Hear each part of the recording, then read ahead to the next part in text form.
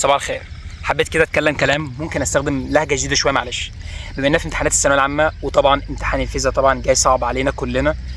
طبعا حتى كمان المدرسين كلهم بيعترفوا ان الامتحان الفيزيكس جاي صعب السنه دي جدا جدا جدا يعني. فانا هقول لك حاجه انت ممكن تكون سمعتها قبل كده. كلنا بنعمل حساباتنا ان هنقص كذا وهنقص كذا وهنقص كذا، وفي الاخر حسابات ربنا. هتقول لي طب ده معناه ان انا مثلا بعد ما حليت وغلطت، هل في الورقه لما صح لما يجي يصحح ورقتي هيلاقي سؤال غلط وهيصححه لي يعني؟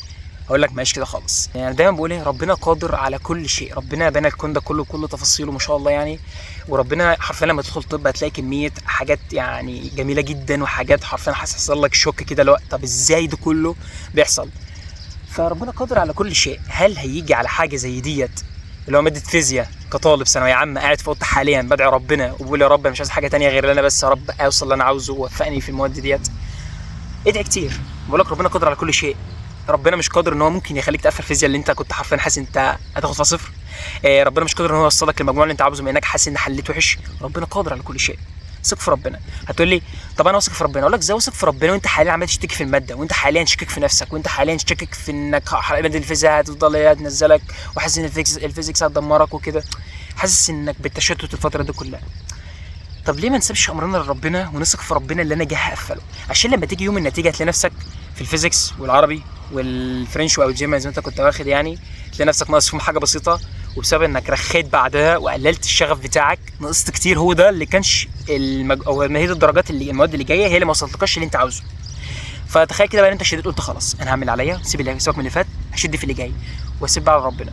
تمام. والحمد لله لقيت نفسك مقفل الانجليش، مقفل الكيمستري او نصف درجه، عندك البايو لقيت نفسك تمام فيها، لقيت نفسك في الاخر وصلت اللي انت عاوزه، وصلت كليه هندسه اللي انت عاوزها. دي معناه انك تثق في ربنا. ربنا قادر على كل شيء.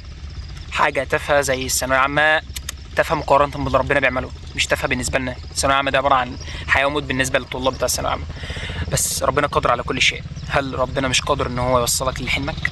تخيل كده. ثق في ربنا في اللي جاي. حط كل ارادتك وعزيمتك على ربنا. ربنا قادر على كل شيء. فهمتني؟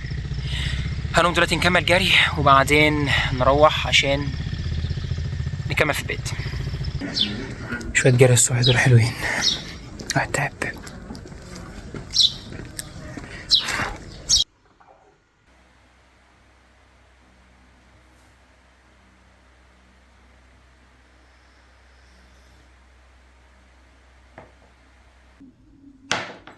فلو في اي حد حاسس انه بجد تعب وحاسس ان هو مش عنده الموتيفيشن او التحفيز او المعنويات انه يكمل اللي جاي، وحاسس ان هو معنوياته قلت سيكا، يفتكر ان الرحله قربت تخلص. فايه يعني ما نختمها على خير؟ ايه يعني المواد الجايه ديت لما انا احس خلاص كده ان المواد الجايه ديت انا هذاكر لها اكتر من المواد الاولانيه؟ هنخسر حاجه؟ لا بالعكس، هنثبت لربنا اللي انا واثق في ربنا لحد اخر لحظه.